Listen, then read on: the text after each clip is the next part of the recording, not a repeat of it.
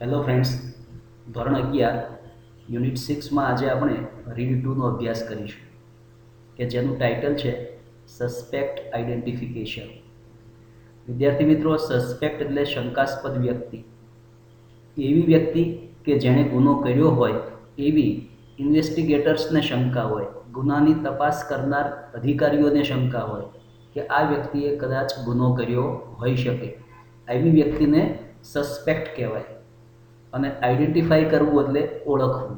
એના પરથી આઈડેન્ટિફિકેશન એટલે ઓળખ, શંકાશીલની ઓળખ. જે વ્યક્તિએ ગુનો કર્યા હોવાની પોલીસને શંકા છે તેની ઓળખ, તેના સુધી પોલીસ કેવી રીતે પહોંચે છે એના વિશેની કેટલીક વાતો આજે આપણે આ રીડમાં ભણીશું.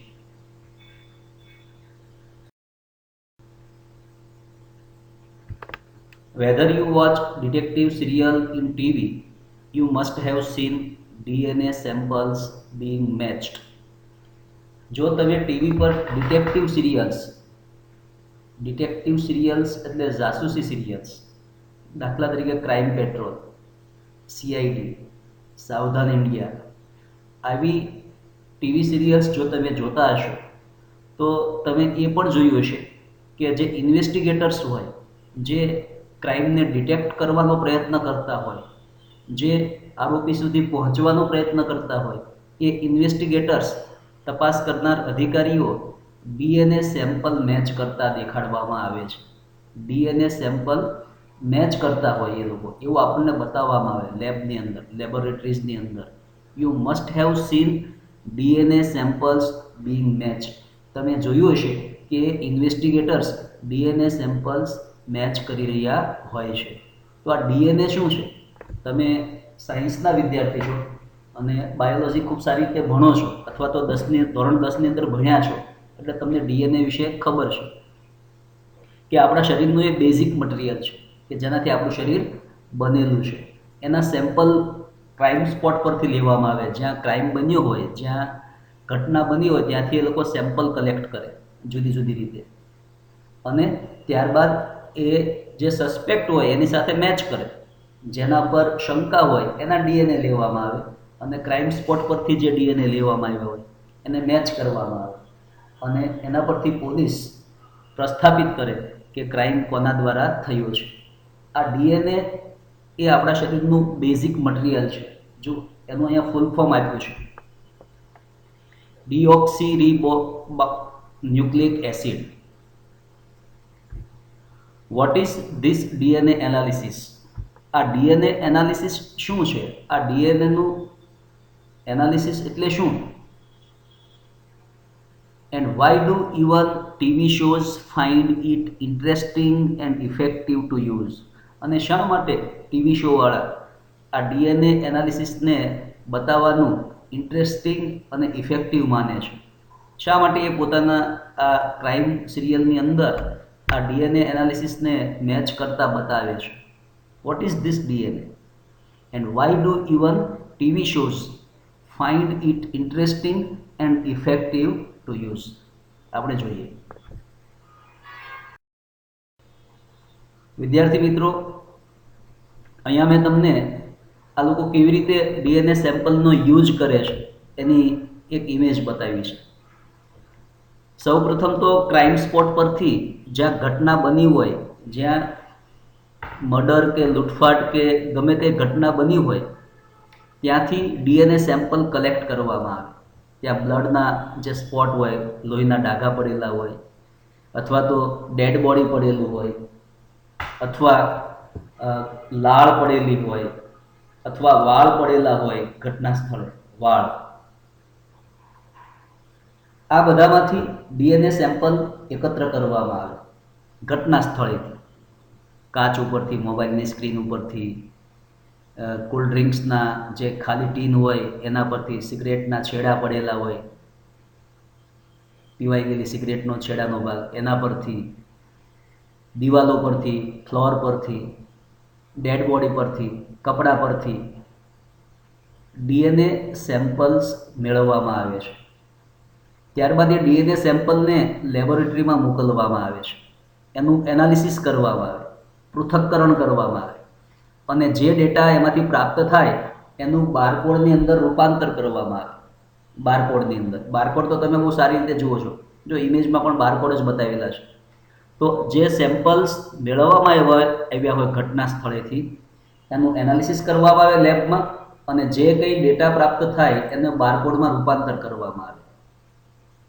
પછી જે વ્યક્તિ ઉપર શંકા હોય એના ડીએનએ મેળવવામાં આવે અને એનું બારકોડમાં રૂપાંતર કરવામાં આવે, અને ત્યારબાદ એને મેચ કરવામાં આવે કે ઘટના સ્થળેથી મળેલા ડીએનએ અને સસ્પેક્ટમાંથી કોના ડીએનએ મેચ થાય છે.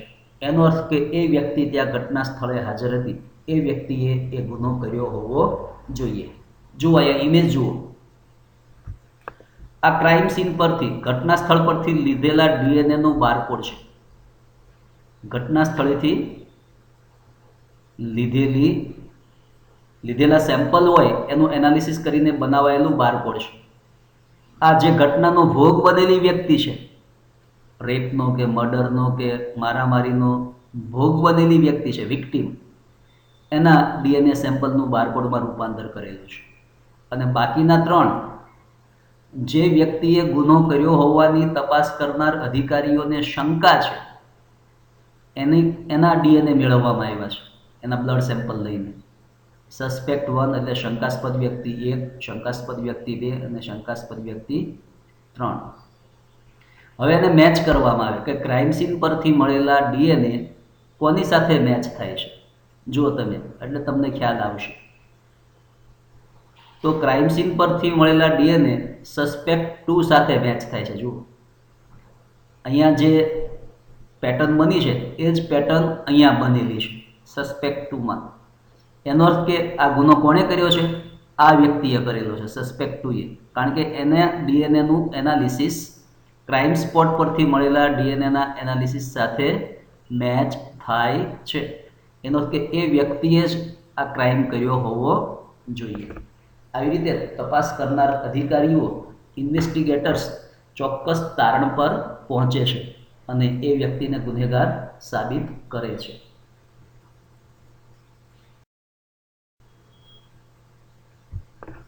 Fictional characters like Father Brown, Sherlock Holmes, and Byomkesh Bakshi have become legendary for their skill in identifying criminals without any technology.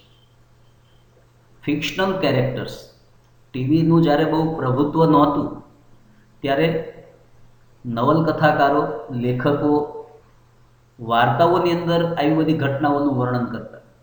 Detective novels લખવામાં આવતી કે જેની અંદર કોઈ ચાલાક, બુદ્ધિશાળી ડિટેક્ટિવ ગમે તેવા ગુનાને ડિટેક્ટ કરે, એકદમ જટિલ લાગતા, અશક્ય લાગતા ગુનાઓને એ ઉકેલી બતાવે. તમે અકબર બિરબલની વાર્તાઓ સાંભળેલી છે કે અકબરનો કોઈ પણ પ્રોબ્લેમ હોય એ બિરબલ સોલ્વ કરી બતાવતો, કોઈ પણ પ્રકારની ટેકનોલોજી વગર. ત્યારે એની પાસે કોઈ ટેકનોલોજી નહોતી, કોઈ સીસીટીવી કેમેરાઝ નહોતા કે ડીએનએ ટેકનોલોજીનું એનાલિસિસ કરવામાં નહોતું આવતું. તો પણ બિરબલ પોતાની બુદ્ધિથી અકબરની તમામ સમસ્યાઓ ઉકેલી બતાવતો. એવા ઘણા બધા પાત્રો છે બિરબલ જેવા, અને આપણે શું કહીએ છીએ? ફિક્શનલ કેરેક્ટર્સ, કાલ્પનિક પાત્રો. હકીકતમાં એ ન હોય પણ કોઈ નવલકથાકારે એનું સર્જન કર્યું હોય. જેમ કે અંગ્રેજી સાહિત્યમાં ફાધર બ્રાઉન નામનું એક પાત્ર છે, શેરલોક હોમ્સ નામનું એક પાત્ર છે. આપણા બંગાળી સાહિત્યમાં બ્યોમકેશ બક્ષી નામનું એક પાત્ર છે, એના પરથી સુશાંત સિંહ રાજપૂતની એક મૂવી પણ આવી. આ બધા પાત્રો એકદમ ફેમસ બની ગયા, લિજેન્ડરી બની ગયા. આ પાત્રો હજુ પણ આપણા માઇન્ડમાં છે. લિજેન્ડરી એટલે એકદમ ફેમસ, દંતકથારૂપ. કેમ? કારણ કે એને કેવા બતાવવામાં આવ્યા હતા? ક્રાઇમને ડિટેક્ટ કરતા, આઈડેન્ટિફાય. એ પોતાની ચાલાકીથી, પોતાના બુદ્ધિથી ગુનેગારને ઓળખી બતાવતા, ગુનેગારને પકડી બતાવતા. For their skills in identifying criminals without any technology. કોઈ પણ પ્રકારની ટેકનોલોજીનો ઉપયોગ કર્યા વગર આ પાત્રો વાર્તાઓમાં, નવલકથાઓમાં અને ટીવી સિરિયલોમાં ક્રિમિનલ્સને ઓળખી બતાવે છે. એટલે એ પાત્રો આપણને ખૂબ પસંદ પડે છે. બટ ટુડે, પરંતુ આજના સમયમાં Investigators rather use lots of new technologies to identify culprits. પણ આજના સમયમાં જે ખરેખર ઇન્વેસ્ટિગેટર્સ છે, જે ખરેખર ક્રાઇમ ડિટેક્ટ કરવાનું કામ કરે છે, એ અધિકારીઓ લોટ ઓફ ન્યૂ ટેકનોલોજીસ, ઘણી બધી નવી ટેકનોલોજીઓનો યુઝ કરે છે. શા માટે? Two identify કલ્પ્રિટ્સ. કલ્પ્રિટ્સ એટલે ક્રિમિનલ્સ. ગુનેગારને ઓળખવા માટે અત્યારે ઇન્વેસ્ટિગેટર્સ ઘણી બધી નવી ટેકનોલોજીસનો ઉપયોગ કરે છે કે જેથી કરીને તપાસ એકદમ એક્યુરેટ બને અને જે ખરેખર ગુનેગાર હોય એ પકડાઈ જાય. આ નવી જે ટેકનોલોજીનો યુઝ કરવામાં આવે છે, દાખલા તરીકે સીસીટીવી કેમેરાના ફૂટેજ દ્વારા, અથવા તો સાક્ષીઓ દ્વારા, અથવા તો આ ડીએનએ સેમ્પલ દ્વારા ઘણી બધી રીતે ગુનેગાર સુધી પહોંચવાનો પ્રયત્ન થાય છે. આ બધાની અંદર the most popular and accurate of them all is DNA analysis. આ બધી ટેકનોલોજીમાં સૌથી પોપ્યુલર, એકદમ લોકપ્રિય અને એક્યુરેટ એટલે ચોકસાઈવાળી ટેકનોલોજી કઈ છે? ડીએનએ સેમ્પલ મેચ કરવામાં આવે, ડીએનએ એનાલિસિસ કરવામાં આવે અને એના એનાલિસિસને બારકોડમાં ટ્રાન્સફર કરીને જે સસ્પેક્ટ હોય, શંકાસ્પદ વ્યક્તિ હોય, એના ડીએનએ સેમ્પલના એનાલિસિસ સાથે મેચ કરવામાં આવે. આ સૌથી વધારે ઉપયોગમાં લેવાતી ટેકનોલોજી છે, ડીએનએ સેમ્પલનું એનાલિસિસ કરવું અને એને સસ્પેક્ટ સાથે મેચ કરવું.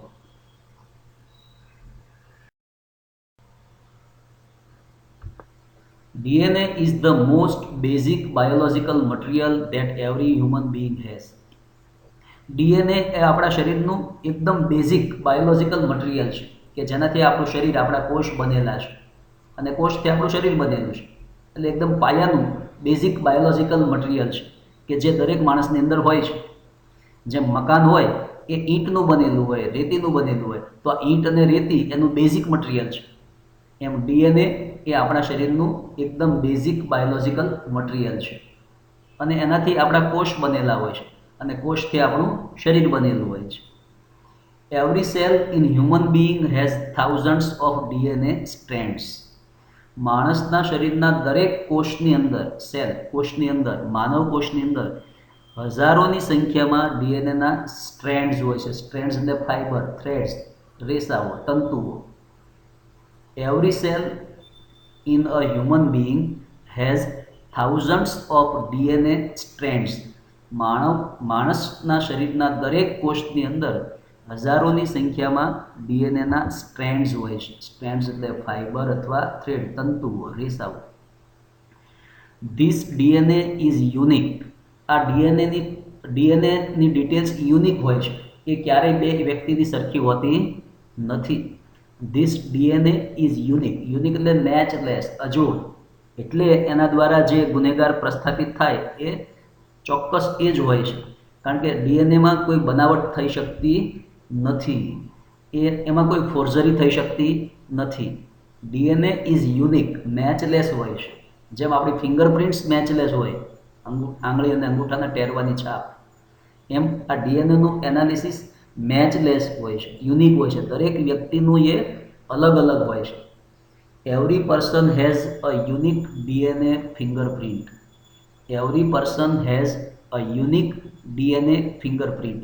દરેક વ્યક્તિની ડીએનએ પ્રિન્ટ યુનિક હોય છે, વિશિષ્ટ હોય છે. This fingerprint can be identified using any available evidence like blood, saliva, etc. આ ફિંગરપ્રિન્ટ ઘટના સ્થળેથી કોઈ એવિડન્સ દ્વારા મેળવી શકાય છે. જો this DNA fingerprint can be identified, ઓળખી શકાય છે, યુઝિંગ એની અવેલેબલ એવિડન્સ, કોઈ પણ પ્રાપ્ય પુરાવો હોય ઘટના સ્થળે. દાખલા તરીકે ઘટના સ્થળે બ્લડ, લોહીના ડાઘ હોય, લાળ પડેલી હોય અથવા વાળ હોય, આવા કોઈ પણ પ્રૂફ પરથી, એવિડન્સ પરથી આ ડીએનએ પ્રિન્ટ મેળવી શકાય છે. Even a single hair is enough to identify it. ઘટના સ્થળેથી પડેલો એક વાળ પણ આની ઓળખ માટે પૂરતો છે. Even a single hair is enough, પૂરતો છે. ટુ આઈડેન્ટિફાઈ ઇટ, ડીએનએની પ્રિન્ટ મેળવવા માટે. લાળના ડાઘ પડેલા હોય, બ્લડના ડાઘ પડેલા હોય, અથવા તો વાળ પડેલો હોય, એના પરથી ડીએનએના સેમ્પલ મેળવવામાં આવે છે આ પ્રૂફ પરથી, એવિડન્સ પરથી. જુઓ વિદ્યાર્થી મિત્રો, અહીંયા મેં તમને ઇમેજ બતાવી છે કે જે ક્રાઇમ ઇન્વેસ્ટિગેટર્સ હોય એ લોકો ઘટના સ્થળેથી કેવી રીતે ડીએનએના સેમ્પલ કલેક્ટ કરે ક્રાઇમ સ્પોટ પરથી. ક્રાઇમ સ્પોટ એટલે જ્યાં ઘટના બની છે ત્યાં. જુઓ, બ્લડમાંથી એ સેમ્પલ મેળવવાનો પ્રયત્ન થાય, અથવા કોઈ કોલ્ડ ડ્રિંક્સ પીધેલું ખાલી ટીન પડેલું હોય, સિગરેટ પીધેલી હોય અને એના ઠૂઠા, એના છેડા પડેલા હોય, અથવા વાળ પડેલો હોય, એમાંથી ડીએનએ પ્રિન્ટ લેબની અંદર મેળવવામાં આવે છે એનાલિસિસ કરીને.